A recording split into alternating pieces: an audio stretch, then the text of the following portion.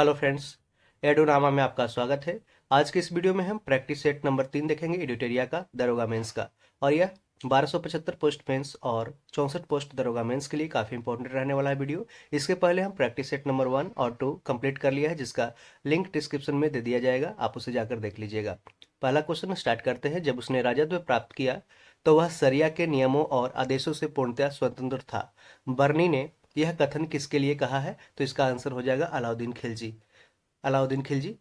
निम्नलिखित नामों को कालक्रम में व्यवस्थित करें व नीचे दिए गए कूट से सही उत्तर प्राप्त करें। तो इसका आंसर हो जाएगा पहले महमूद गजनबी। इसको मिलान करना है कालक्रम के अनुसार, तो पहला अरेंज करना है। तो पहला महमूद गजनबी, फिर हो जाएगा मोहम्मद गोरी, और उसके बाद चंगेज खान, उसके बाद फिर तैमूर हो जाएगा। तो इसका आंसर ऑप्शन बी हो जाएगा, महमूद गजनबी, फिर मोहम्मद गोरी आया, उसके बाद आया चंगेज खान, उसके बाद तैमूर। आगे देखते हैं। निम्नलिखित में से किस सुल्तान ने बेरोजगारों को रोजगार दिलवाया?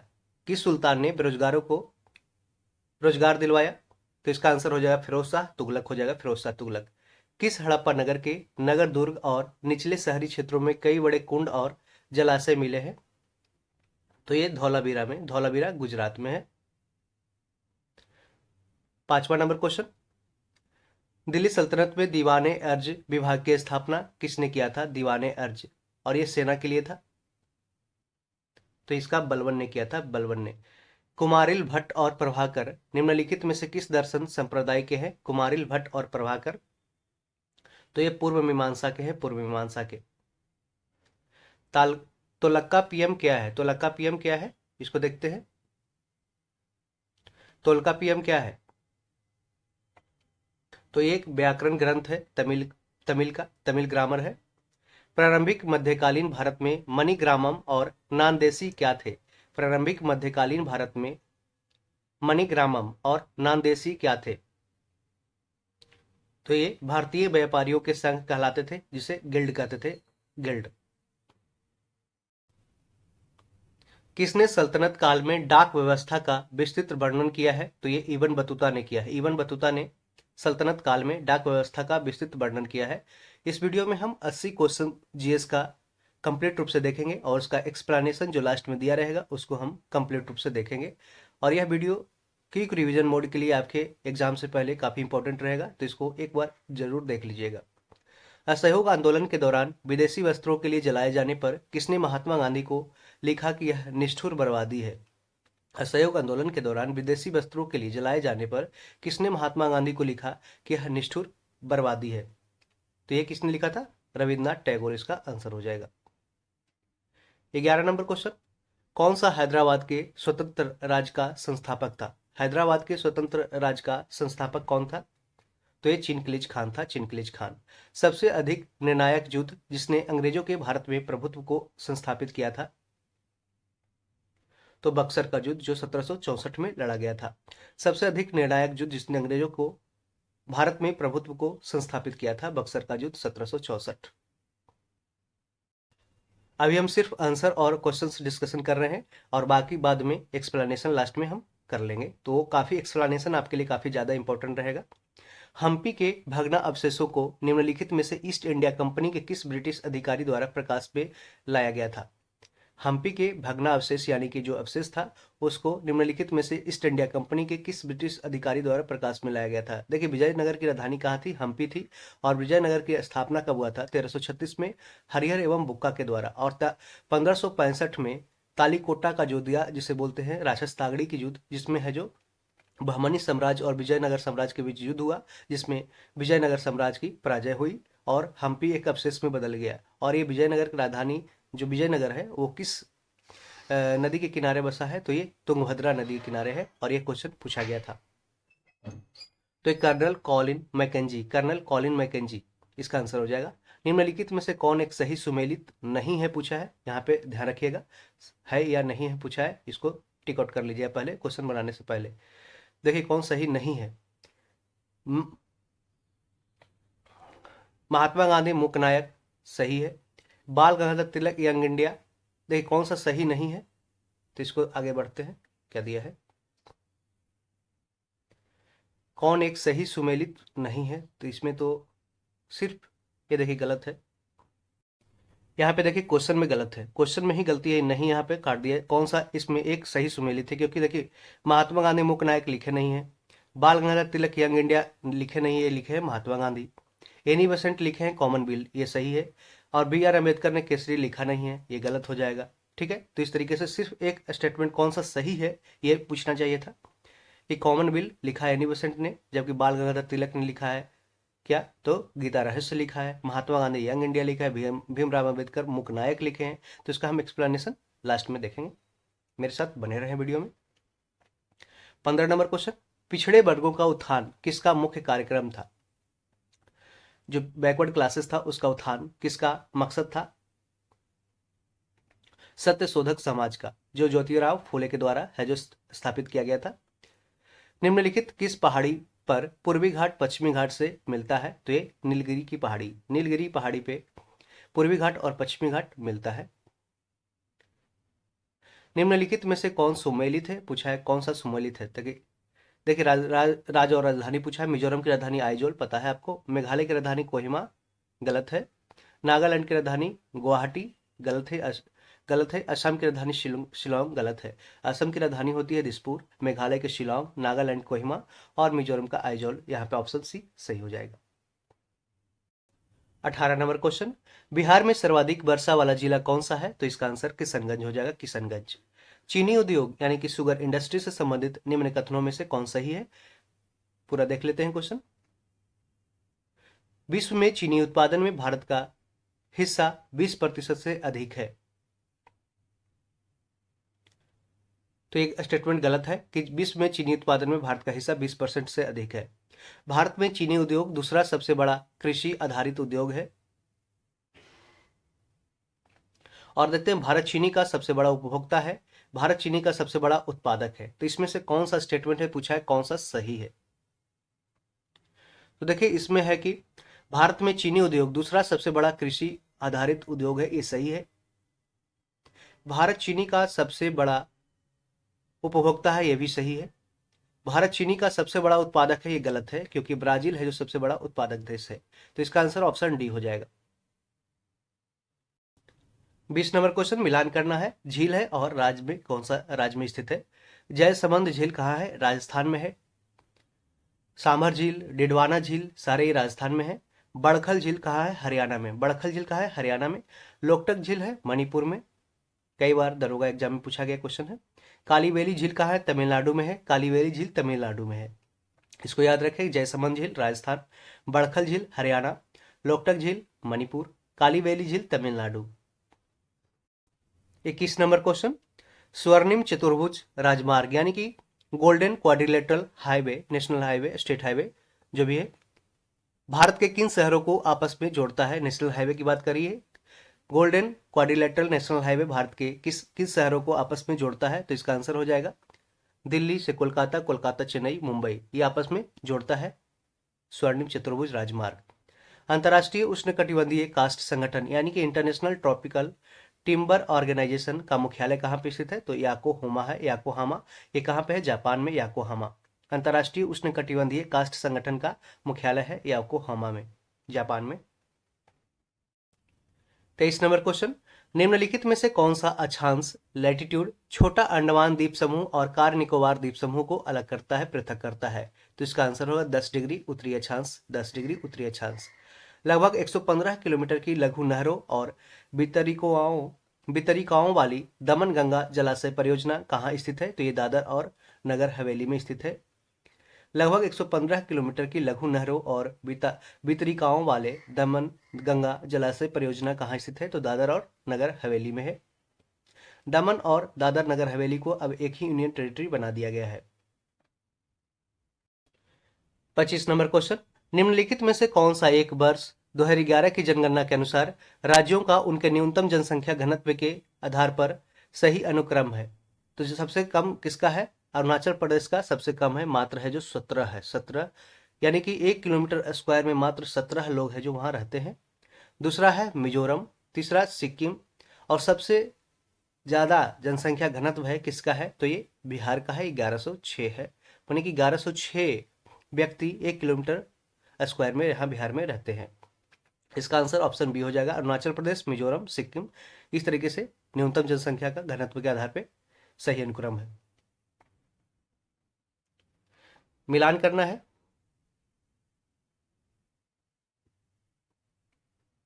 कॉफी बोर्ड कहाँ पे है? कॉफी बोर्ड तो ये बेंगलुरु में है, क्योंकि कर्नाटक में सबसे ज़्यादा कॉफ़ी का प्रोडक्शन होता है।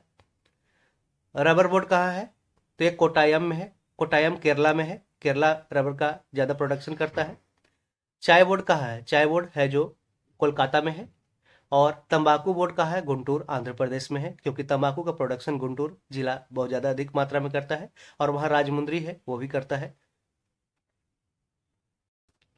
27 नंबर क्वेश्चन, प्रवाल भित्तियों की वृद्धि के विषय में निम्नलिखित कथनों में कौन सा एक सही नहीं पूछा है? तो देखिए, प्रवाल अलवणीय जल में प्रचुरता से उग सकता है। इसे 23 डिग्री से 25 डिग्री सेंटीग्रेड के बीच के उष्ण जल यानी कि गर्म जल की आवश्यकता होती है। इसे छिछले लवणीय जल की आवश्यकता होती है। इसे प्रकाश संश्लेषण में सहायता के लिए प्रचुर मात्रा में सूर्य के प्रकाश की आवश्यकता होती है। तो इसमें पूछा है कौन सा इसमें सही नहीं है? प्रवाल भित्तियों की वृद्धि के विषय में कौन सा स्टेटमेंट सही नहीं है? तो प्रवाल, इसे देखिए 23 से डिग्री सेंटीग्रेड से 25 डिग्री सेंटीग्रेड इसको टेम्परेचर वाला जल चाहिए, सही है। या छिछले लवणीय जल की आवश्यकता इसे होती है, सही है। इसे प्रकाश संश्लेषण में सहायता के लिए प्रचुर मात्रा में सूर्य के प्रकाश की आवश्यकता होती है, सही है। लेकिन यहाँ पे देखिए, प्रवाल अलवणीय जल में प्रचुरता से उग सकता है, यानी कि जो क्लीन वाटर है, क्लीन वाटर की बात कर रहे हैं, तो क्लीन वाटर में आप देखते हैं कि क्लीन वाटर में ये प्रवाल नहीं उगता है। यहाँ पे स्टेटमेंट गलत हो जाएगा। साफ जल में नहीं उगता है, इसके लिए सॉल्टी वाटर चाहिए। ऑप्शन ए इसका स्टेटमेंट सही नहीं है। दक्षिण अमेरिका में मध्य अक्षांशीय घास के मैदान का क्या नाम है? तो इसका नाम है, जानते हैं, पंपास है, पंपास। बिहार में प्रथम कांग्रेसी सरकार का गठन कब किया गया था? तो 20 जुलाई 1937 को बिहार में प्रथम कांग्रेसी सरकार का गठन किया गया था। 30 नंबर क्वेश्चन, बिहार की यात्रा करने वाला प्रथम ब्रिटिश यात्री कौन था? तो ये रॉल्फ फिंच था। बिहार की यात्रा करने वाला प्रथम ब्रिटिश यात्री कौन था? रॉल्फ फिंच था। पटना से प्रकाशित होने वाला प्रथम अंग्रेजी अखबार कौन था? तो द बिहार हेराल्ड। पटना से प्रकाशित होने वाला प्रथम अंग्रेजी अखबार कौन था? द बिहार हेराल्ड था।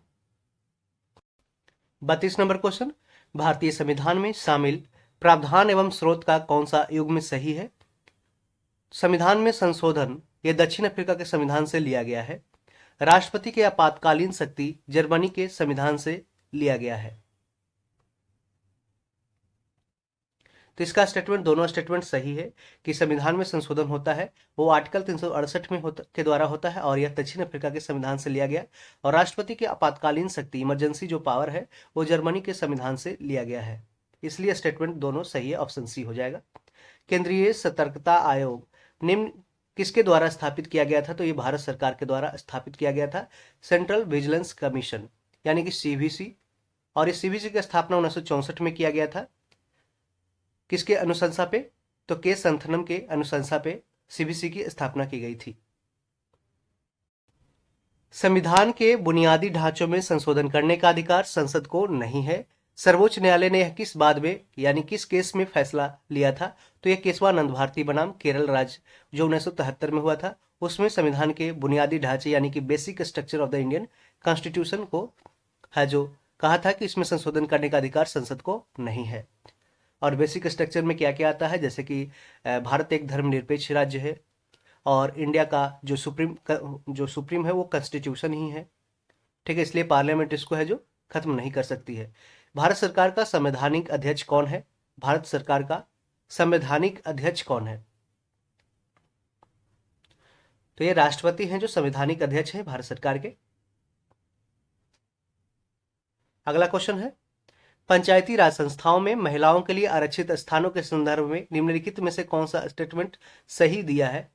तो इसका प्रावधान संविधान के अनुच्छेद 243(3) में किया गया है। इसका प्रावधान संविधान के अनुच्छेद 243(3) में दिया है, यह स्टेटमेंट सही है। वह आरक्षण अनुच्छेद 334 में निर्दिष्ट अवधि की समाप्ति पर प्रभावी नहीं रहेगा। ये स्टेटमेंट गलत दिया हुआ है, तो सिर्फ एक स्टेटमेंट पहला है जो सही है।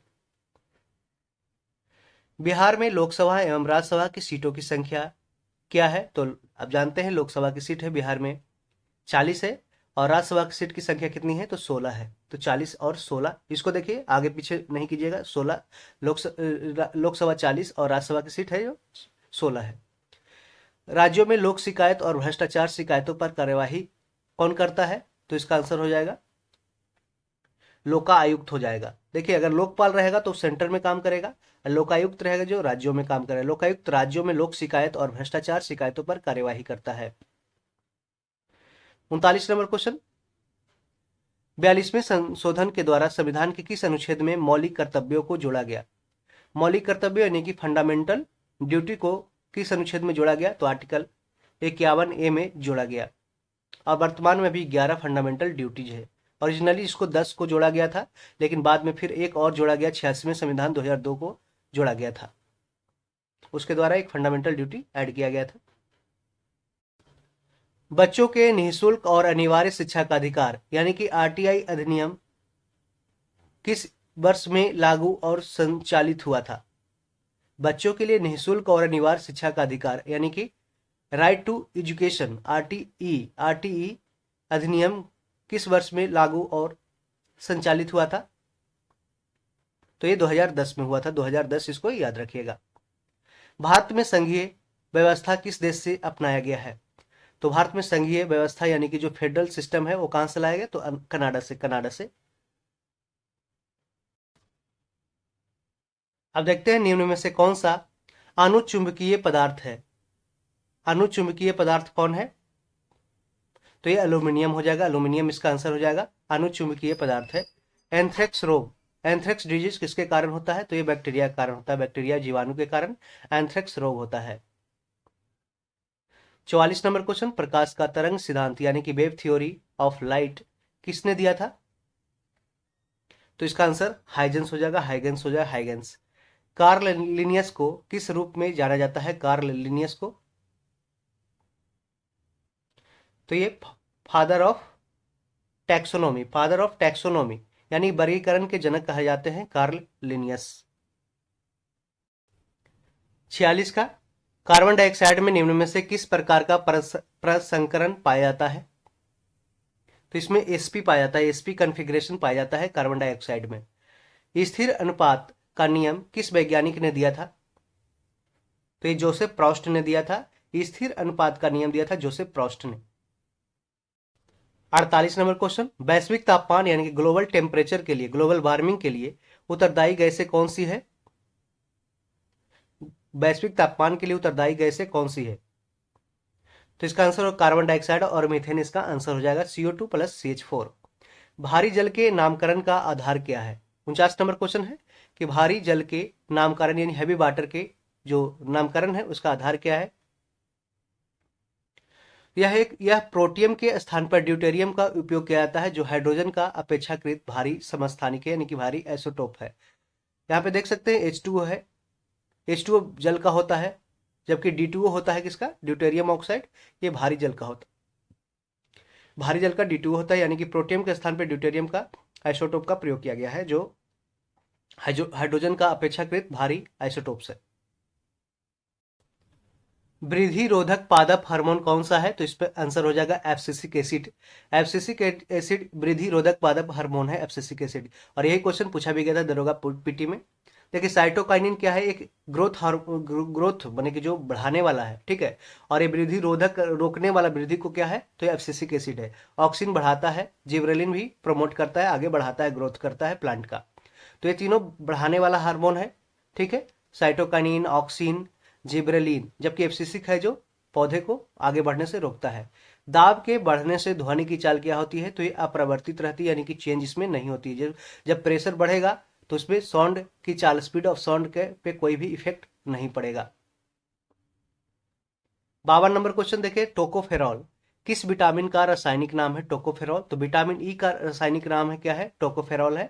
और विटामिन ई की कमी से क्या होता है? बांझपन आ जाता है, रिप्रोडक्शन जो पावर है वो है जो डाउन हो जाता है, खराब हो जाता, कमजोर हो जाता है।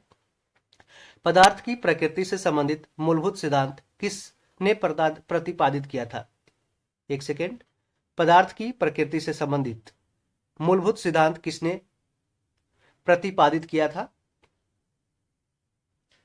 तो ये जॉन डाल्टन ने दिया था। एटॉमिक थ्योरी किसने दिया था? जॉन डाल्टन ने, याद रखिएगा। 54 नंबर क्वेश्चन, जब कोई पिंड मुक्त रूप से पृथ्वी की ओर गिरता है तो इसकी कुल ऊर्जा क्या होगी? इसकी कुल ऊर्जा अचर रहती है, यानी कि चेंज नहीं होती। जब कोई पिंड मुक्त रूप से पृथ्वी की ओर गिरता है तो इसकी कुल ऊर्जा है जो अचर रहती है। कुछ दिनों तक खुले में रखे जाने पर चांदी की बनी वस्तुएं किसके बनने की वजह से काली हो जाती है? ऐसे क्वेश्चन है जो दरोगा एग्जाम में पूछे जाते हैं। तो Ag2S यानी कि सिल्वर, Ag2S सिल्वर सल्फाइड के कारण कुछ दिनों तक खुले में रखे जाने पर चांदी की बनी वस्तुएं है जो काली हो जाती है। यदि किसी द्रव पर दाब बढ़ता है यानी कि प्रेशर बढ़ता है तो उसका क्वथनांक क्या होता है?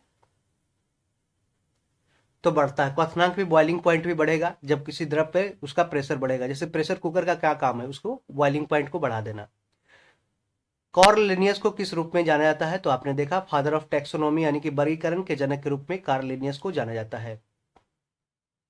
58 नंबर क्वेश्चन, कौन सा ऊतक, कौन सा टिश्यू पौधों के प्रकाश संश्लेषक हिस्सों से सामग्री के परिवहन में मदद करता है? तो ये फ्लोएम हो जाएगा। फ्लोएम है जो फल को ट्रांसपोर्ट करता है, जबकि जाइलम क्या करता है? जल को ट्रांसपोर्ट करता है। निम्नलिखित में से कौन अंतःस्रावी ग्रंथि नहीं है? कौन इसमें अंतःस्रावी ग्रंथि नहीं है पूछा है? 63 का हो जाएगा लार ग्रंथि। लार ग्रंथि एक इंडोक्राइन ग्लैंड नहीं है, जबकि एड्रिनल है, थायराइड है, ये अंतःस्रावी ग्रंथि है। जबकि लार ग्रंथि क्या है? ये एक अंतःस्रावी ग्रंथि नहीं है। 60 नंबर क्वेश्चन, सोडियम एक प्रतिक्रियात्मक तत्व है जो ऑक्सीजन के साथ, सोडियम एक प्रतिक्रियात्मक तत्व है जो ऑक्सीजन के साथ खुले में प्रतिक्रिया करने पर यह विस्फोट करता है और आग लग जाती है। इसलिए सोडियम को जल में डुबोकर रखा जाता है। 61 नंबर क्वेश्चन, निम्नलिखित में से कौन सा क्षेत्र उष्णकटिबंधीय सदाबहार वन से ढका हुआ है? तो ये पश्चिमी घाट इसका आंसर हो जाएगा। कौन सा क्षेत्र उष्णकटिबंधीय सब ट्रॉपिकल एवरग्रीन फॉरेस्ट से ढका हुआ है? तो पश्चिमी घाट इसका आंसर हो जाएगा। 62 नंबर क्वेश्चन, कौन सा युग में सुमेलित नहीं पूछा है? तो देखिए, अंतरराष्ट्रीय सस्य वानिकी अनुसंधान केंद्र कहां दे रहा है आंसर? ये नैरोबी दे रहा है। इससे पूछा है कि कौन सा सुमेलित नहीं है? टाटा ऊर्जा अनुसंधान संस्थान नई दिल्ली, भारतीय वन प्रबंधन संस्थान कहां? भोपाल, केंद्रीय सस्य वानिकी अनुसंधान संस्थान बांदा। ठीक है, तो इसको पूछा है कौन सा सुमेलित नहीं है, तो यहाँ पे ये ऑप्शन है जो गलत हो जाएगा। केंद्रीय सस्य वानिकी अनुसंधान संस्थान बांदा में नहीं है, जबकि वन प्रबंधन संस्थान कहाँ है? भोपाल में, मध्य प्रदेश की राजधानी। टाटा ऊर्जा अनुसंधान संस्थान है नई दिल्ली में। अंतर्राष्ट्रीय सस्य वानिकी अनुसंधान केंद्र कहाँ? केन्या की राजधानी नैरोबी में है। तो स्टेटमेंट तीनों सही है मिलान करने वाला, और ये ऑप्शन डी गलत है। पत्तियों में एक हरा वर्णक होता है जो क्या कहलाता है? तो क्लोरोफिल कहलाता है, क्लोरोफिल। 64 नंबर क्वेश्चन, अम्ल वर्षा यानी कि एसिडिक रेन किनके द्वारा होने वाले पर्यावरण प्रदूषण के कारण होती है? तो ये नाइट्रोजन ऑक्साइड और सल्फर डाइऑक्साइड के कारण एसिडिक रेन होता है। मिलान करने वाला है कि कौन सा वन्यजीव अभयारण्य कौन से राज्य में है? तो यहां देख सकते हैं, कारा कौन सा सुमेलित नहीं है? तो यहाँ पे नैयर है जो छत्तीसगढ़ में नहीं है, कांटी गांव गोवा में है, मुकाम्बिका कर्नाटक में है, डालमा झारखंड में है, जबकि नैयर छत्तीसगढ़ में नहीं है। इसका एक्सप्लेनेशन में हम लोग देखेंगे कि कहाँ पे है। मुकाम्बिका कर्नाटक में है, डालमा झारखंड में है, काटी गांव कहाँ है? गोवा में। अगला क्वेश्चन है कि बंद व्यवस्था वह अर्थव्यवस्था है जिसमें क्या होती है? तो ना तो निर्यात होती है, नहीं आयात होती, यानी कि ना तो एक्सपोर्ट होगा ना ही इंपोर्ट होगा। एक क्लोज इकोनॉमी हो गया। जैसे भारत आजाद हुआ था तो इस तरह के बंद अर्थव्यवस्था पे भारत काम कर रहा था। मोड वैट संशोधित मूल्य वर्धित कर यानी कि मोड वैल्यू एडेड टैक्स का संबंध किससे है? मोड वैट का,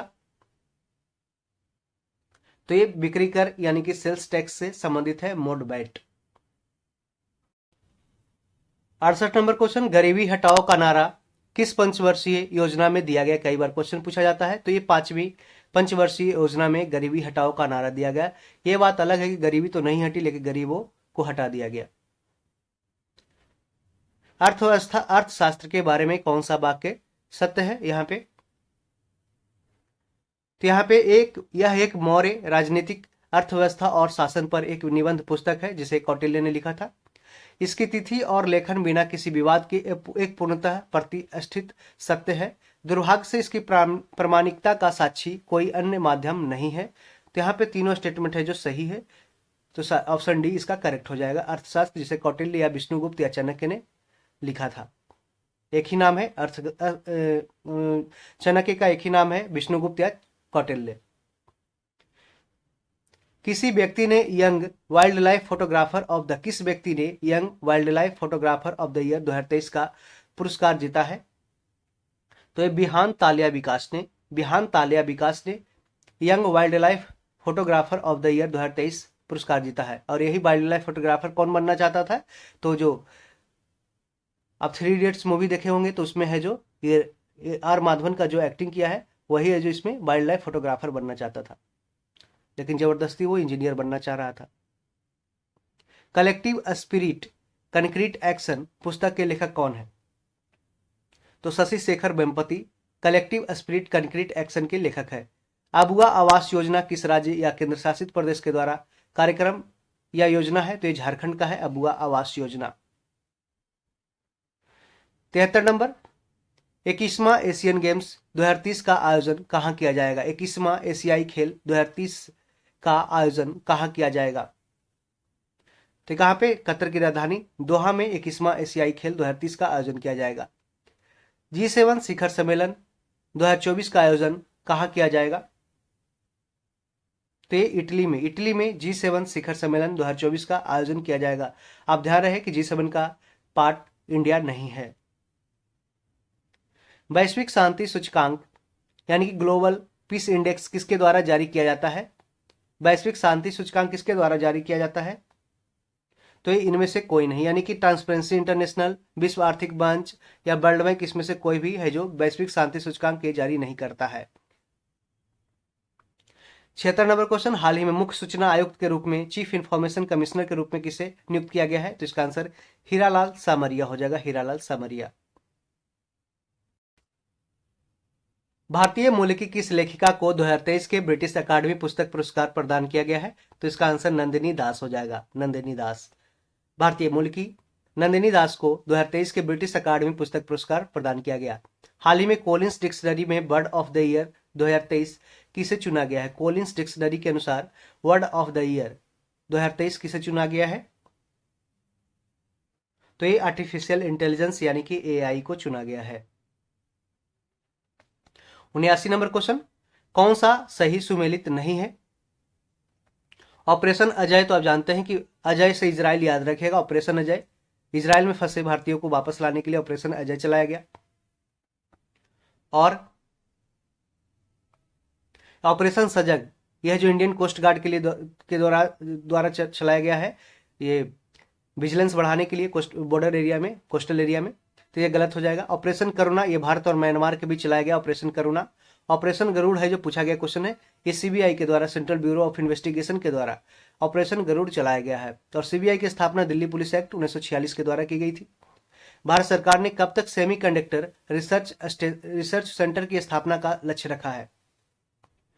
तो ये 2024 तक भारत सरकार ने सेमीकंडक्टर रिसर्च सेंटर की स्थापना का लक्ष्य रखा है। इस तरीके से हमने टोटल 80 GS के क्वेश्चन है जो ऑप्शन वाइज यानी कि क्वेश्चन और आंसर करके डिस्कस किया है, और इसका हम एक्सप्लेनेशन वीडियो देखेंगे। एक्सप्लेनेशन के साथ इसका हम कंप्लीट रूप से ये सेट नंबर 3 है जो कवर करेंगे। यदि वीडियो आपको पसंद आ रहा है और चैनल पे अभी भी आप पहली बार आए हैं और सब्सक्राइब नहीं किए हैं तो जरूर सब्सक्राइब कर लें, दोस्तों में से जरूर शेयर करें और लाइक करना ना भूलें और कमेंट जरूर करें। आगे बढ़ते हैं एक्सप्लेनेशन की ओर। अलाउद्दीन खिलजी। जियाउद्दीन बर्नी ने उक्त कथन अलाउद्दीन खिलजी के लिए कहा था। अलाउद्दीन खिलजी ने सिकंदर सानी या सिकंदर द्वितीय की उपाधि धारण किया था। इसने खलीफा और उलेमा की बातों को मानने से इनकार कर दिया एवं राजत्व यहाँ पे राजत्व है, राजत्व के सिद्धांत का किंगशिप थ्योरी का पालन किया। इसने राज्याभिषेक के तुरंत बाद एक नवीन धर्म चलाने और विश्व विजय करने की अपनी सोच को दिल्ली के कोतवाल आला उल मुल्क के समझाने पर त्याग दिया था। महमूद गजनवी 1000 से 1027 ईस्वी के बीच में कुल 17 बार भारत पर आक्रमण किया। मोहम्मद गोरी 1175 ईस्वी से 1206 ईस्वी तक भारत पर आक्रमण किया तथा आगे चलकर राजनीतिक सत्ता स्थापित किया। चंगेज खान ने 1221 ईस्वी में इल्तुतमिश के समय भारत पर आक्रमण किया। वह मकबरनी का पीछा करते हुए भारत आया था और मंगोल सेनापति तैमूर लंग 1398 ईस्वी में सुल्तान नासिरुद्दीन के शासनकाल में भारत आया था। एक्सप्लेनेशन से काफी सारे क्वेश्चन आपके यहाँ पे एग्जाम में पूछे जाएंगे, तो इसको जरूर देखें। फिरोज शाह तुगलक ने अपनी जनता के लिए कई हितकारी कार्य को संपन्न किया, जैसे दीवाने खैरात, अनाथ मुस्लिम लड़की और बच्चों के लिए बनाया था दीवाने खैरात, रोजगार दफ्तर बनाया, अनुवाद विभाग बनाया, सरकारी अस्पताल दारुल सफा बनाया तथा सरकारी खर्च पर हज की यात्रा आदि का प्रबंध किया। धौलावीरा का प्राचीन यह गुजरात राज्य के कच्छ जिले में एक पुरातात्विक स्थल है। धौलावीरा क्या है? यह गुजरात राज्य के कच्छ जिले में एक पुरातात्विक स्थल है। यहाँ पाई गई कलाकृतियों में टेराकोटा, मिट्टी के बर्तन, मोती, सोने और तांबे के गहने, मोहरे, मछलीकृत हुक आदि मिले हैं। धौलावीरा का पतन यानी कि पॉट मेसोपोटामिया के पॉट के साथ जो बंदरगाह है उसके साथ हुआ। धौलावीरा का जो पतन है माने कि जो डिक्लाइन हुआ, धौलावीरा का पतन मेसोपोटामिया के पतन के साथ हो गया था। लोथल भी कहाँ है? गुजरात में है। ये भी एक पॉट था। बलवन ने एक सैन्य विभाग की स्थापना किया जिसे दीवाने अर्ज विभाग कहा जाता था। बलवन ने एक सैन्य मंत्री इमाद उल मुल्क की नियुक्ति किया था। इसका मुख्य कार्य था सेना भर्ती करना, उन्हें अस्त्र शस्त्र मुहैया कराना, वेतन वितरण करना। अगला है कि कुमारिल भट्ट और प्रभाकर पूर्व मीमांसा दर्शन संप्रदाय के हैं। कुमारिल भट्ट भारत के प्रसिद्ध दार्शनिक थे। वे मीमांसा दर्शन के दो प्रधान संप्रदायों में से एक भट्ट संप्रदाय के संस्थापक थे। कौन? कुमारिल भट्ट। तोल्कापियम तमिल व्याकरण का प्राचीन ग्रंथ है। इसके 3 भाग है, एजुताधिकारम, सोल अधिकारम और पोरुल अधिकारम। प्रत्येक भाग में 9 अध्याय दिया गया है। भारतीय व्यापारियों के संघ गिल्ड कहलाता था, जो मणिग्रामम और नांदेसी आमतौर पर एक मध्ययुगीन व्यापारी गिल्ड को संदर्भित करता है। पूछ देगा कि गिल्ड क्या है। यूपीएससी पीटी में भी पूछा है क्वेश्चन कि गिल्ड क्या था, तो ये भारतीय व्यापारियों के संघ था। और मणिग्रामम और नांदेसी भी ऐसे ही गिल्ड था। इबन बतूता सल्तनत काल में डाक व्यवस्था का विस्तृत विवरण हमें इबन बतूता के यात्रा वृतांत था रेहला द्वारा प्राप्त होता है। और इबन बतूता कहाँ का रहने वाला था? तो ये मोरक्को का रहने वाला था। रविंद्रनाथ टैगोर ने आंदोलन एवं विरोध प्रदर्शन के विपरीत रचनात्मक कार्यक्रम को विशेष महत्व प्रदान किया, जिसके कारण उन्होंने विदेशी वस्त्रों को होली जलाने के विपरीत गांधी जी को रचनात्मक कार्यक्रम अपनाने की बात अपने पत्र में कही। असहयोग आंदोलन के दौरान रविन्द्रनाथ टैगोर ने विदेशी वस्त्रों को जलाए जाने की अविवेकीय या निष्ठुर बर्बादी कहा था। हैदराबाद के स्वतंत्र राज्य की स्थापना चिनकिलीज खान उर्फ निजाम उल मुल्क के ने किया था। अक्टूबर 1724 में सकरखेड़ा पूछा है क्वेश्चन दरोगा एग्जाम में ही कि सकरखेड़ा के युद्ध कब हुआ था? अक्टूबर 1724 में हुआ, जिसमें दक्कन के मुगल गवर्नर मुबारिज खान के मारे जाने के बाद निजाम उल मुल्क दक्कन का वास्तविक शासक बन गया था। 12 नंबर क्वेश्चन देखते हैं कि बक्सर का युद्ध 22 अक्टूबर 1764 को अंग्रेजों ने मीर कासिम, अवध के नवाब शुजाउद्दौला तथा दिल्ली के मुगल सम्राट शाह आलम द्वितीय की सम्मिलित सेना को बक्सर के युद्ध में परास्त किया। इस युद्ध में अंग्रेजों की कमान मेजर हेक्टर मोनरो के हाथ में थी। पी रॉबर्ट्स ने बक्सर के युद्ध के बारे में कहा है कि प्लासी की अपेक्षा बक्सर को भारत में अंग्रेजी प्रभुता की जन्मभूमि मानना कहीं अधिक उपयुक्त है। यदि बक्सर के युद्ध परिणाम को देखा जाए तो कहा जा सकता है कि जहां प्लासी की विजय अंग्रेजों की कूटनीति का परिणाम था, वहीं बक्सर की विजय को इतिहासकारों ने पूर्णतः सैनिक विजय बताया था। अगला है कि हम्पी के भग्ना अवशेषों को ईस्ट इंडिया कंपनी के अधिकारी कर्नल कॉलिन मैकेंजी द्वारा प्रकाश में लाया गया। Mackenzie British East India Company के स्कॉटिश सेना अधिकारी थे मैकेंजी। एनी बेसेंट कॉमनवेल्थ लिखा है। देखिए यंग इंडिया किसने लिखा है? महात्मा गांधी ने लिखा है। केसरी बाल गंगाधर तिलक ने। Commonwealth Annie Besant. मुख्य नायक भीमराव अंबेडकर। पिछड़े वर्गों का उत्थान सत्यशोधक समाज का मुख्य कार्यक्रम था। इसकी स्थापना 1873 में ज्योतिबा फुले ने की थी। यह आंदोलन दलितों और निम्न जाति के लोगों के कल्याण के लिए चलाया गया। अपनी ब्राह्मण विरोधी गतिविधियों का संगठित रूप में प्रसार करने के लिए उन्होंने आलोचनात्मक ग्रंथों, सार्वजनिक सत्य धर्म पुस्तक तथा गुलामगिरी की रचना किया था। नीलगिरी पहाड़ी भारतीय प्रायद्वीप के पूर्वी घाट और पश्चिमी घाट के मिलन बिंदु पर स्थित है। नीलगिरी पहाड़ी को ब्लू माउंटेन भी कहा जाता है। इसकी सर्वाधिक ऊंची चोटी है जो डोडा बेटा है। लगभग कितना है? 2637 मीटर ऊंची है। डोडा बेटा नीलगिरी का सबसे ऊंचा पर्वत है। और पूछेगा कि सबसे साउथ मतलब कि जो सौदर्न पेनिनसुला में दक्षिणी प्रायद्वीपीय में सबसे ऊंचा कौन सा है पर्वत? तो यह है जो अन्नामलाई की पहाड़ियां हैं। ठीक है, आगे बढ़ते हैं। राज्य राजधानी मिलान करना है। असम की दिसपुर, मेघालय शिलोंग, मिजोरम आइजोल, नागालैंड कोहिमा। बिहार में वर्षा ऋतु के मौसम का आरंभ मानसून के आगमन यानी कि मध्य जून के साथ शुरू होता है। बिहार में जुलाई और अगस्त महीने में अत्यधिक वर्षा होती है। यहाँ वर्षा मुख्यतः दक्षिणी पश्चिम मानसून यानी कि साउथ वेस्ट मानसून के कारण होती है। बिहार में सर्वाधिक वर्षा कहाँ होती है? तो किशनगंज जिला में होती है। और पूरे भारत में और पूरे विश्व में मेघालय के ये चेरापूंजी और मासीराम में सबसे ज्यादा बारिश होती है। भारत में चीनी उत्पादन विश्व के कुल चीनी उत्पादन का कितना है? तो 14.4% है। भारत में चीनी उत्पादन विश्व के कुल चीनी उत्पादन का 14.4% है। भारत में सूती उद्योग के बाद चीनी उद्योग सबसे बड़ा कृषि आधारित उद्योग है। भारत में सूती उद्योग के बाद चीनी उद्योग सबसे बड़ा कृषि आधारित उद्योग है। मिलान करना है झील। जयसमंद झील कहाँ है? राजस्थान। बड़खल झील है फरीदाबाद हरियाणा में। लोकटक झील है मणिपुर में। काली वेली झील कहाँ है? तमिलनाडु में। काली वेली झील तमिलनाडु, लोकटक मणिपुर, बड़खल झील फरीदाबाद हरियाणा, जयसमंद झील राजस्थान।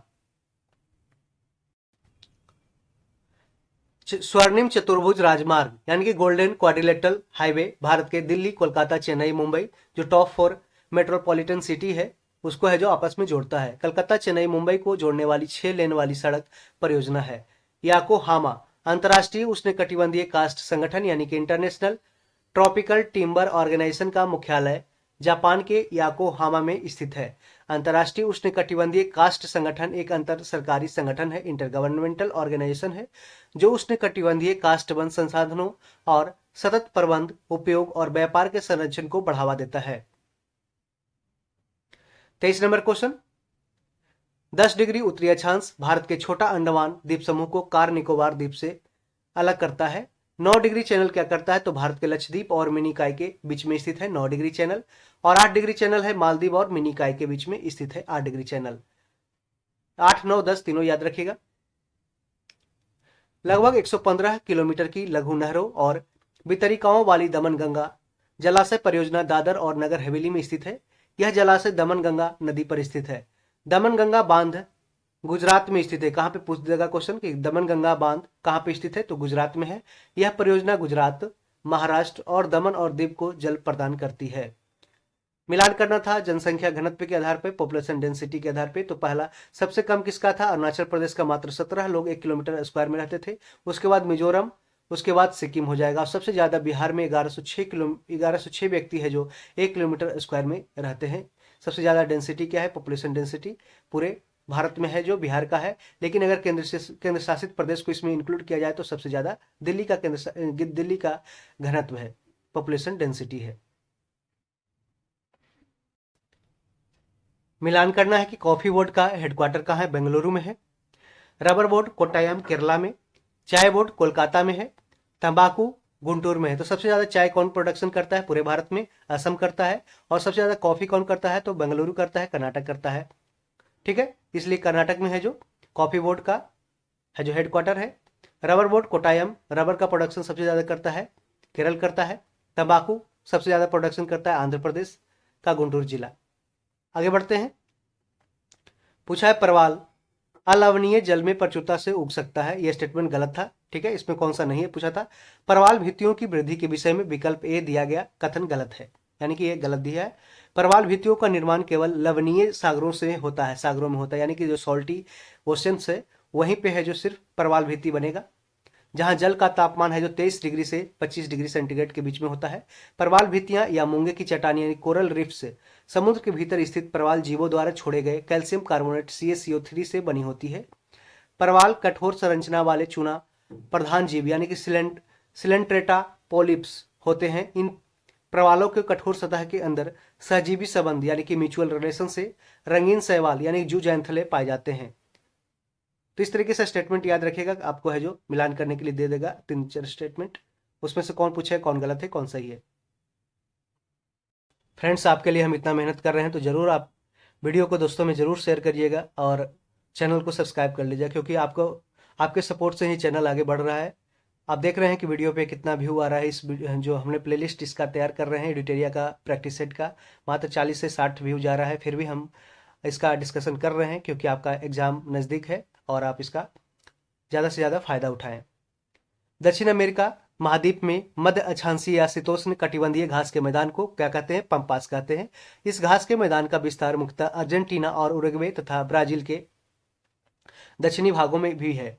अन्य मध्य अक्षांशीय घास के मैदानों में प्रेरी कहाँ है? उत्तरी अमेरिका में। और डाउन्स कहाँ है? ऑस्ट्रेलिया में है। स्टेपी क्या है? यूरेशिया में, यूरोप और एशिया के बीच में है। बिहार में प्रथम कांग्रेसी सरकार का गठन हुआ था 20 जुलाई 1937 को श्री कृष्ण सिंह के नेतृत्व में। और बिहार के जो बिहार विभूति कौन कहे जाते हैं? अनुग्रह नारायण सिंह बिहार के श्री कृष्ण सिंह कहलाते हैं। राम दयालु सिंह और प्रोफेसर अब्दुल बारी बिहार विधानसभा के अध्यक्ष और उपाध्यक्ष निर्वाचित हुए। तो राम दयालु सिंह अध्यक्ष हुए। पूछा गया क्वेश्चन, अब्दुल बारी उपाध्यक्ष विधानसभा के, बिहार विधानसभा के उपाध्यक्ष हुए। प्रोफेसर अब्दुल बारी और राम दयालु सिंह अध्यक्ष बने थे। 30 number question, Ralph Fitch Akbar के समय भारत आया था। रॉल्फ फिंच प्रथम ब्रिटिश यात्री था जो बिहार आया था। सर टॉमस रो जहांगीर के दरबार में 1615 ईस्वी में आया था। सर टॉमस रो जहांगीर के दरबार में आने वाले प्रथम अंग्रेज कैप्टन था। कैप्टन हॉकिंस था जो 1609 में जहांगीर के दरबार में आया था। प्रथम अंग्रेज कैप्टन हॉकिंस। पटना से प्रकाशित प्रथम अंग्रेजी समाचार पत्र द बिहार हेराल्ड था। 1875 ईस्वी में द बिहार हेराल्ड समाचार पत्र का प्रकाशन प्रारंभ हुआ था।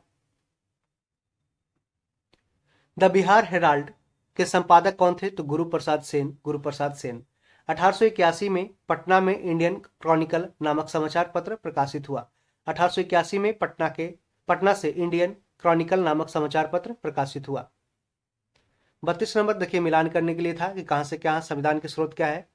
तो ब्रिटेन के संविधान से क्या लिया गया है? तो विधि का शासन यानी कि रूल ऑफ लॉ। संसदीय व्यवस्था यानी कि parliamentary form of government. Ireland के संविधान से लिया गया राज्य के नीति निर्देशक तत्व यानी कि DPSP लिया गया। कनाडा के संविधान से सशक्त केंद्र के साथ संघीय व्यवस्था यानी कि फेडरल सिस्टम लिया गया कनाडा से। ऑस्ट्रेलिया के संविधान से लिया गया समवर्ती सूची यानी कि कंकरेंट लिस्ट। संसद के दोनों की संयुक्त सदनों की संयुक्त बैठक यानी कि जो ज्वाइंट सिटिंग है वो कहां से लिया गया? ऑस्ट्रेलिया से लिया गया। और ऑस्ट्रेलिया से ही संविधान की भाषा लिया गया है। अमेरिका से संविधान का जो प्रारूप है वो लिया गया है। फ्रांस के संविधान से क्या लिया गया है इसको देखते हैं। गणतंत्रात्मक प्रणाली यानी कि रिपब्लिकन सिस्टम। और प्रस्तावना में स्वतंत्रता, समता और बंधुता ठीक है आदर्श लिया गया, यानी कि लिबर्टी, इक्वलिटी एंड फ्रेटर्निटी जो आइडियल है वो कहां से लिया गया? प्रस्तावना में फ्रांस से लिया गया। जर्मनी के संविधान से लिया गया। आपातकाल के प्रवर्तन के दौरान राष्ट्रपति को मौलिक अधिकार के संबंधी शक्तियां प्रदान करना, ये जर्मनी के बीमार संविधान से लिया गया था।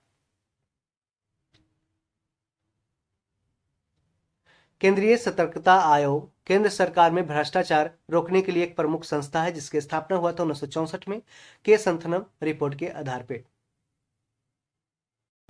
यहां देख सकते हैं सन 1964 में केंद्र सरकार द्वारा पारित एक प्रस्ताव के अंतर्गत इसका गठन हुआ। भ्रष्टाचार को रोकने पर बनाई गई संस्थानम समिति 1962 से 64 की सिफारिश पर इसका गठन हुआ था। काफी इंपॉर्टेंट क्वेश्चन, कई बार पूछा गया क्वेश्चन है कि सर्वोच्च न्यायालय ने, सुप्रीम कोर्ट ने केशवानंद भारती बनाम केरल राज्य के मामले में आधारभूत ढांचे यानी कि basic structure of the constitution के सिद्धांत का प्रतिपादन करते हुए बहुमत से यह निर्णय लिया कि संसद संविधान में कोई ऐसा संशोधन नहीं कर सकती है जिसमें कि उसका आधारभूत ढांचा कमजोर या समाप्त हो जाए। 1973 के केशवानंद भारती बनाम केरल राज्य के मामले में उच्चतम न्यायालय ने निर्धारित किया कि 24वां संविधान संशोधन अधिनियम वैध है यानी कि वैलिड है। और कब यह आया था 24वां संविधान संशोधन? 1971 में। भारत सरकार का संवैधानिक अध्यक्ष राष्ट्रपति होता है। संविधान के अनुच्छेद 53(1) में उल्लेख किया गया है कि संघ की कार्यपालिका शक्ति राष्ट्रपति में निहित होता है और वह इसका प्रयोग इस संविधान के अनुसार स्वयं या अपने अधीनस्थ अधिकारियों के द्वारा करेगा। राष्ट्रपति भारत का प्रथम नागरिक कहलाता है। भारत के राष्ट्रपति नई दिल्ली स्थित राष्ट्रपति भवन में रहते हैं, जिसे रायसीना हिल्स के नाम से जाना जाता है।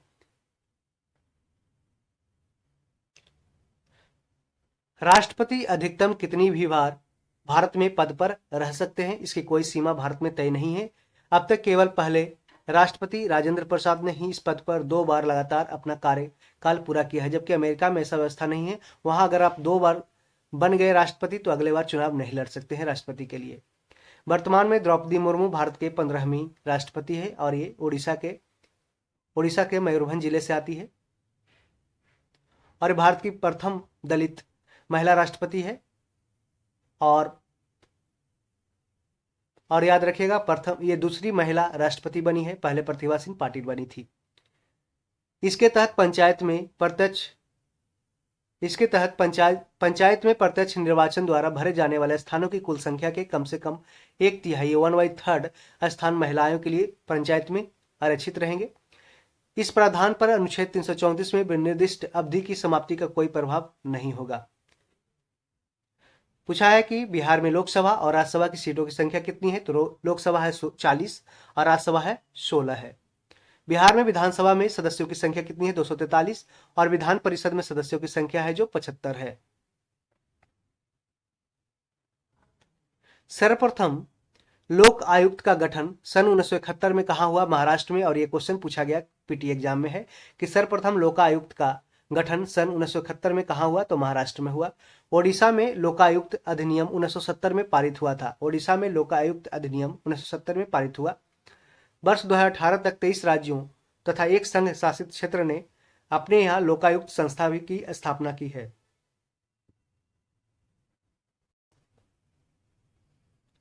अनुच्छेद 51 ये देखते हैं। मौलिक कर्तव्य को 42वें संविधान संशोधन 1976 द्वारा सरदार स्वर्ण सिंह की समिति के सिफारिशों पर संविधान के भाग 4(a) के अनुच्छेद 51(a) में शामिल किया गया था। मौलिक कर्तव्य यानी कि फंडामेंटल ड्यूटीज का विचार रूस के संविधान से प्रेरित हुआ है। मूल संविधान में मौलिक कर्तव्य की संख्या 0 थी, लेकिन 42वें संविधान संशोधन 1976 द्वारा 10 मौलिक कर्तव्य जोड़े गए।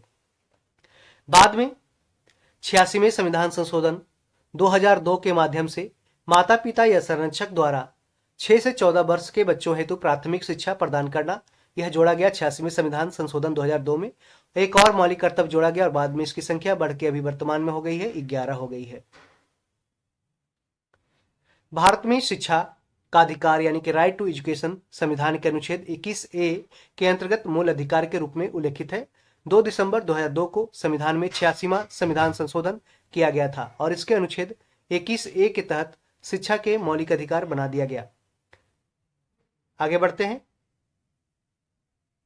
भारत क्षेत्र और जनसंख्या की दृष्टि से अत्यधिक विशाल और बहुत अधिक विविधताओं से परिपूर्ण है। ऐसी स्थिति में भारत के लिए संघात्मक शासन व्यवस्था को ही अपनाना स्वाभाविक था। भारत में संघीय व्यवस्था कनाडा के संविधान से लिया गया। भारतीय संघ व्यवस्था में संघात्मक शासन के कौन कौन लक्षण है देखते हैं। संविधान की सर्वोच्चता यानी कि supremacy of the Indian constitution, लिखित और कठोर संविधान यानी कि रिटन एंड रिजिड कॉन्स्टिट्यूशन, स्वतंत्र न्यायपालिका इंडिपेंडेंट जुडिशियरी, द्विसदनीय व्यवस्था यानी कि बाई कैमरल लेजिस्लेचर, दोहरी शासन प्रणाली यानी कि ड्यूअल सिस्टम ऑफ गवर्नेंस। संघवाद सरकार का वह रूप है जिसमें शक्ति का विभाजन आंशिक रूप से केंद्र सरकार और राज्य सरकार के बीच होता है। संघवाद संवैधानिक तौर पर शक्ति को साझा करता है क्योंकि इसमें स्वशासन तथा साझा शासन यानी कि पार्टनरशिप गवर्नमेंट की व्यवस्था होती है। आजादी के उपरांत से लेकर अब तक भारतीय संघवाद का स्वरूप बदलता रहता है। अनुचुंबकीय पदार्थ वे पदार्थ होते हैं जो चुंबकीय क्षेत्र में रखे जाने पर क्षेत्र की दिशा में मामूली रूप से चुंबकीय हो जाते हैं, जैसे कि एल्यूमिनियम है, सोडियम है, प्लेटिनम है, ऑक्सीजन है इत्यादि।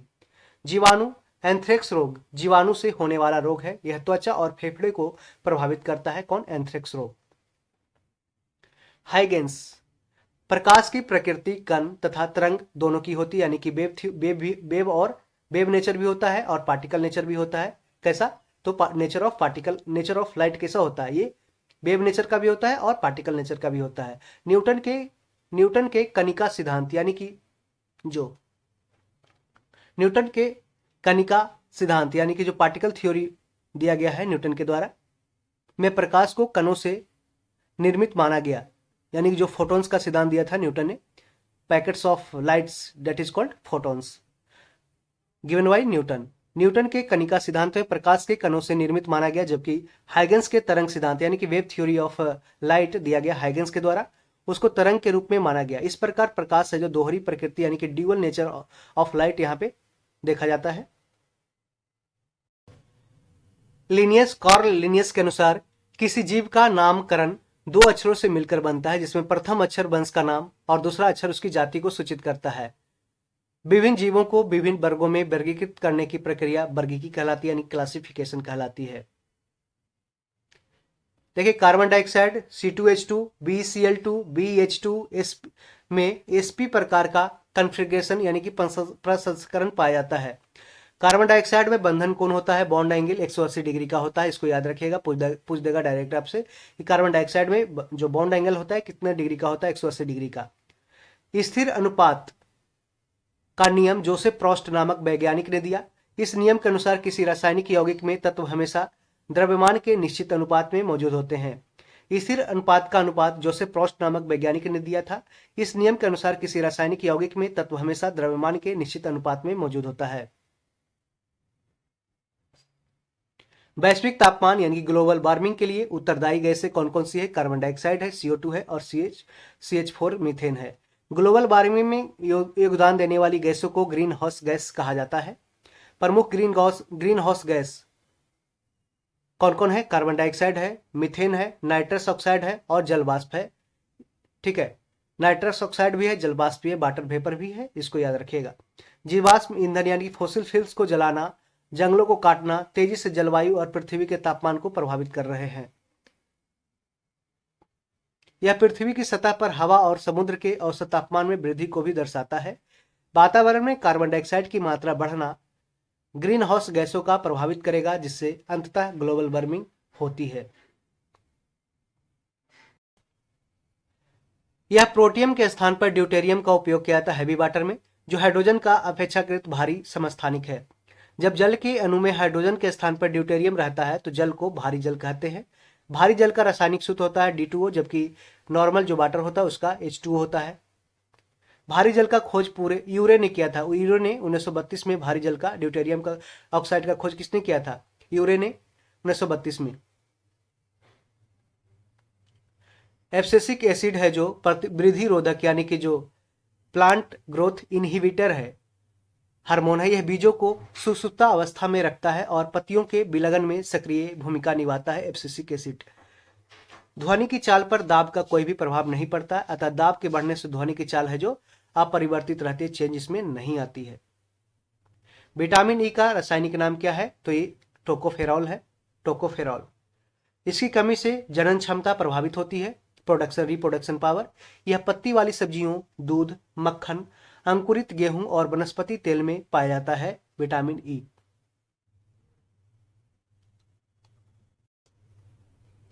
अब देखते हैं परमाणु के केंद्र में इलेक्ट्रॉन तथा प्रोटॉन स्थित रहता है। परमाणु के केंद्र में न्यूक्लियस में, इस क्षेत्र को नाभिक कहते हैं, न्यूक्लियस कहते हैं। नाभिक का सिद्धांत दिया था किसने? रदरफोर्ड ने। किसी तंत्र की कुल ऊर्जा सदैव संरक्षित रहती है यानी कि कंजर्व रहती है। जब वस्तु महत्तम ऊंचाई पर होता है तो उसमें केवल स्थितिज ऊर्जा होती है। किसी तंत्र की कुल ऊर्जा सदैव संरक्षित रहती है। जैसे कि आप घर जो डैम है, डैम के जो पानी उसमें भरा रहता है, ठीक है, तो अगर उसमें बहुत ज़्यादा पानी भरा रहता है तो समझ लीजिए कि उसमें जो पोटेंशियल एनर्जी है वो बहुत ही हाई होता है। जैसे ही उसका अगर डैम खोला तो उसमें से जो पानी बहने लगती है तेजी से, तो वही है जो काइनेटिक एनर्जी के रूप में बदल जाती है, और उस टाइम जो स्थिति काइनेटिक एनर्जी है जो बहुत ही तेजी से है जो पानी को बहाव को बढ़ाता है आगे की ओर। तो किसी तंत्र की कुल ऊर्जा क्या होती है? सदैव संरक्षित रहती है। कुछ दिनों तक खुले में रखे जाने पर चांदी की बनी वस्तुएं Ag2S यानी कि सिल्वर सल्फाइड के बनने की वजह से काली हो जाती है। इसको याद रखिएगा। वह नियत ताप जिस पर कोई द्रव उबलकर द्रव अवस्था से वाष्प की अवस्था में परिवर्तित हो जाए, वह नियत ताप द्रव का क्वथनांक कहलाता है। यदि किसी द्रव पर दाब बढ़ता है तो उसका क्वथनांक बढ़ता है, तथा दाब घटने पर क्वथनांक है जो घट जाता है। कार्ल लिनियस को क्या कहा जाता है? Father of taxonomy.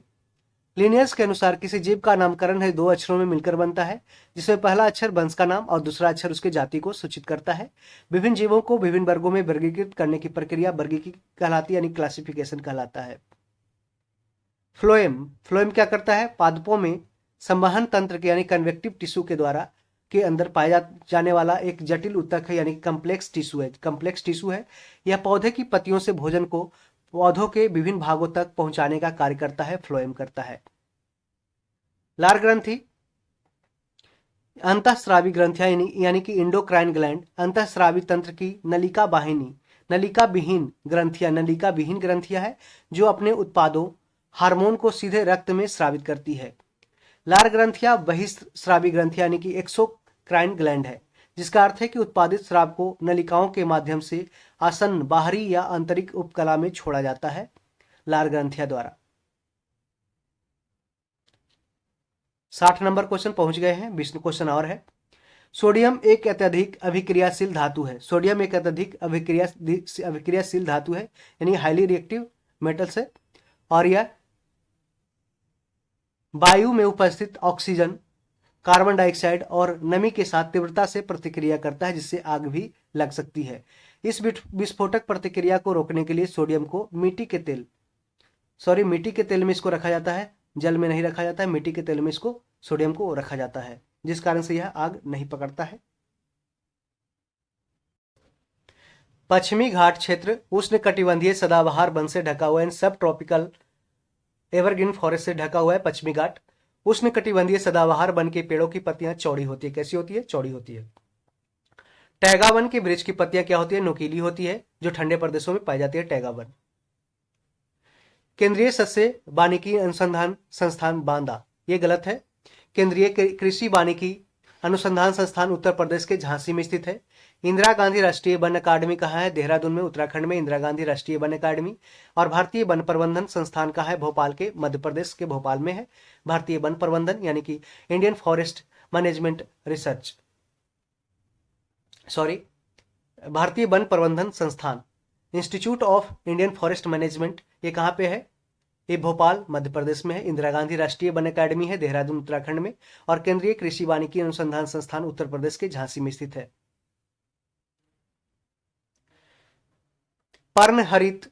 हरित लवक, पर्णहरिम या क्लोरोफिल एक प्रोटीन युक्त जटिल रासायनिक यौगिक है। यह वर्णक पत्तों के हरे रंग का कारण है। यह प्रकाश संश्लेषण का मुख्य वर्णक है। इसे फोटोसिंथेटिक पिगमेंट भी कहते हैं। क्या कहते हैं? इसे फोटोसिंथेटिक पिगमेंट कहते हैं। नाइट्रोजन ऑक्साइड और सल्फर डाइऑक्साइड अम्ल वर्षा का जो NO2 होता है और SO2 होता है, वह पर्यावरण में प्रदूषण के कारण होता है, जो एसिडिक रेन के कारण होता है। एक बार पढ़ लेते हैं कि अम्ल वर्षा, नाइट्रोजन ऑक्साइड और NO2 और सल्फर डाइऑक्साइड SO2 का पर्यावरण में प्रदूषण के कारण होता है।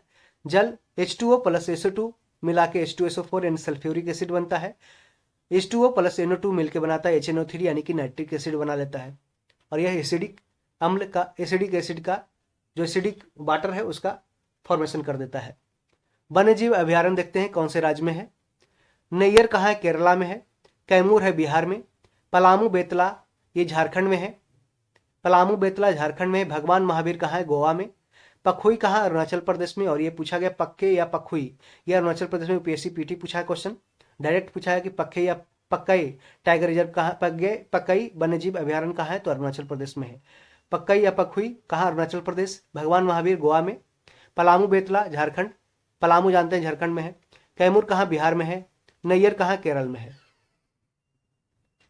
देखिए बंद अवस्था पूछा है कि इसका डिफिनेशन ये क्या होता है, तो वह अर्थव्यवस्था है जिसमें न तो निर्यात होता है, न ही आयात होता है, कि न ही तो एक्सपोर्ट होता है, न ही इंपोर्ट होता है, यानी कि दूसरे कंट्री से न सामान जाता है, न ही दूसरे कंट्री से आता है। वे अर्थव्यवस्था विश्व के अन्य देशों के साथ वस्तुओं और सेवाओं के व्यापार एवं निवेश के लिए स्वतंत्र नहीं होता है।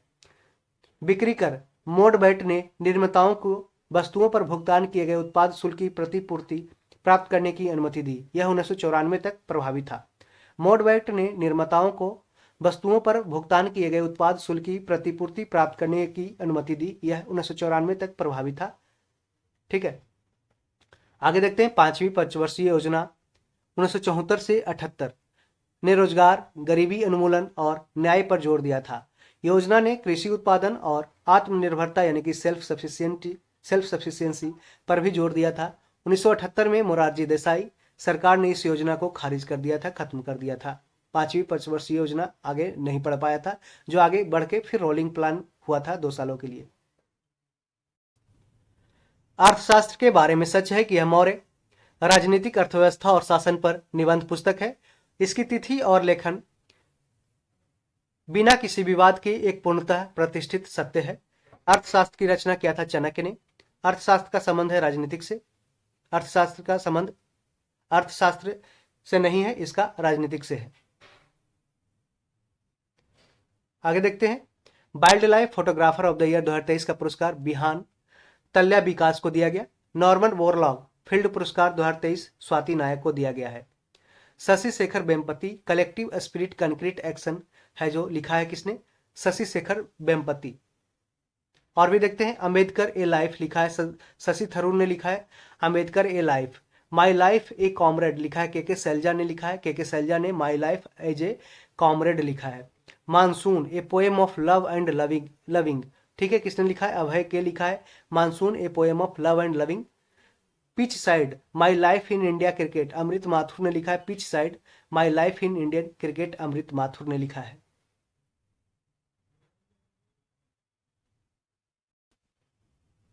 झारखंड के पूर्व मुख्यमंत्री थे, अभी इस्तीफा दे दिए हैं, हेमंत सोरेन के द्वारा 15 अगस्त 2023 को तिरंगा फहराते हुए अबुआ आवास योजना को शुरू करने का ऐलान किया गया।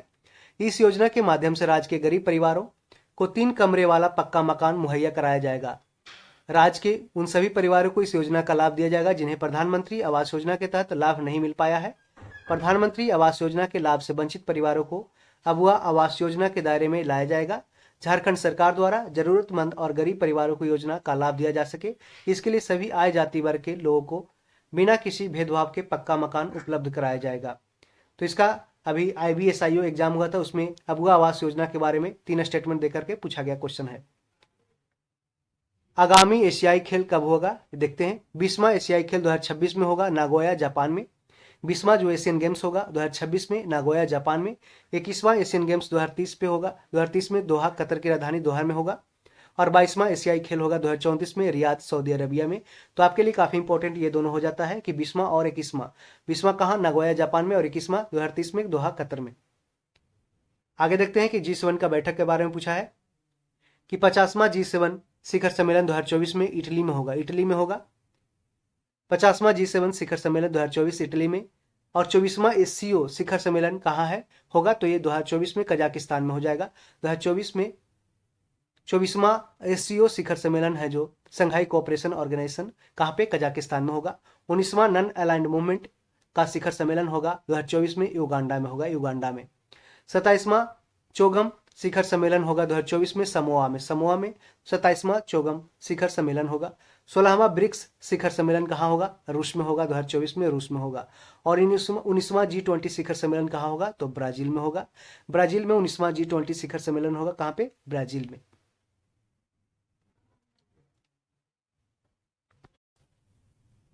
प्रमुख सूचकांक देखते हैं, इसके जारीकर्ता वैश्विक शांति सूचकांक यानी कि global peace index 2023 institute for economics and peace के द्वारा जारी किया गया। और इसमें भारत का स्थान कितना है, तो इसमें भारत का स्थान 126 आया, यानी शांति में 126, ग्लोबल जेंडर गैप 2023, यह विश्व आर्थिक मंच यानी कि वर्ल्ड इकोनॉमिक फोरम के द्वारा जारी किया गया और इसमें भारत का स्थान रहा 127।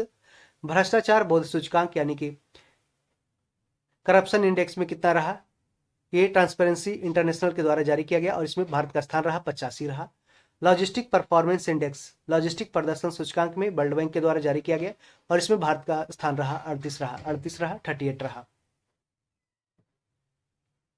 देश के नए मुख्य सूचना आयुक्त हीरालाल सामरिया को राष्ट्रपति द्रौपदी मुर्मू ने शपथ दिलाई। भारतीय मूल की लेखिका नंदिनी दास को वैश्विक सांस्कृतिक समझ के लिए 2023 ब्रिटिश अकादमी पुरस्कार से सम्मानित किया गया। नंदिनी दास को यह अवार्ड उसकी पुस्तक courting India, England, Mughal India and the origins of empire के लिए प्रदान किया गया है। तो पूछेगा क्वेश्चन की courting India, England, Mughal India and the origins of empire के लेखक कौन है, तो नंदिनी दास हैं। इस पुस्तक में मुगल दरबारों में इंग्लैंड के पहले राजनयिक मिशन के माध्यम से ब्रिटेन और भारत के संबंधों की घटनाओं का वर्णन किया गया है। नंदिनी दास ऑक्सफोर्ड विश्वविद्यालय में साहित्य की प्रोफेसर है, यानी लिटरेचर का प्रोफेसर है। कहाँ पे? ऑक्सफोर्ड यूनिवर्सिटी में नंदिनी दास। कोलिंस डिक्शनरी ने एआई, आर्टिफिशियल इंटेलिजेंस को वर्ष 2023 के लिए वर्ड ऑफ द ईयर घोषित किया है, जो हमारे दैनिक जीवन में आर्टिफिशियल इंटेलिजेंस की बढ़ती प्रमुखता को दर्शाता है। ऑपरेशन सजग है जो भारत और सूडान के बीच नहीं किया गया, गलत है। ऑपरेशन सजग भारतीय तटरक्षक यानी कि इंडियन कोस्ट गार्ड फोर्स के द्वारा पश्चिमी समुद्र तट पर तटीय सुरक्षा अभ्यास ऑपरेशन सजग का आयोजन किया गया। ऑपरेशन सजग तटीय सुरक्षा को बढ़ाने वाली सभी हितधारकों को शामिल करने के लिए संचालित किया गया एक अभ्यास है। और ये कौन से मिनिस्ट्री के अंतर्गत आता है? ऑपरेशन, ये इंडियन कोस्ट गार्ड फोर्स, तो ये डिफेंस मिनिस्ट्री के अंतर्गत काम करता है। ऑपरेशन अजय इजराइल हमास संघर्ष क्षेत्र से भारतीय नागरिकों को सुरक्षित भारत लाने के लिए भारत सरकार द्वारा ऑपरेशन अजय लॉन्च किया गया। ऑपरेशन करुणा, म्यांमार में चक्रवात मोचा से प्रभावित लोगों की मदद के लिए भारत ने ऑपरेशन करुणा की शुरुआत किया था। ऑपरेशन गरुड़, देखते हैं ये ऑपरेशन गरुड़ अवैध मादक पदार्थों की तस्करी नेटवर्क के खिलाफ एक बहुचरणीय ऑपरेशन है जो सीबीआई के द्वारा है जो स्टार्ट किया गया। और ऑपरेशन चक्रा भी सीबीआई के द्वारा स्टार्ट किया गया था। भारत सरकार ने 2024 तक सेमीकंडक्टर रिसर्च सेंटर स्थापित करने की घोषणा की है। शैक्षणिक संस्थानों और इंडस्ट्री की मदद से यह सेमीकंडक्टर रिसर्च सेंटर स्थापित किया जाएगा। यह संस्थान सेमीकंडक्टर में देश की बढ़ती क्षमताओं के बीच प्रमुख संस्थान होगा। यह IMEC, nanotech, ITRI, MIT, micro electronics lab की तरह होगा, जिसकी गिनती आधुनिक तकनीक यानी कि मॉडर्न टेक्नोलॉजी के क्षेत्र में दुनिया के अग्रणी संस्थानों में होती है।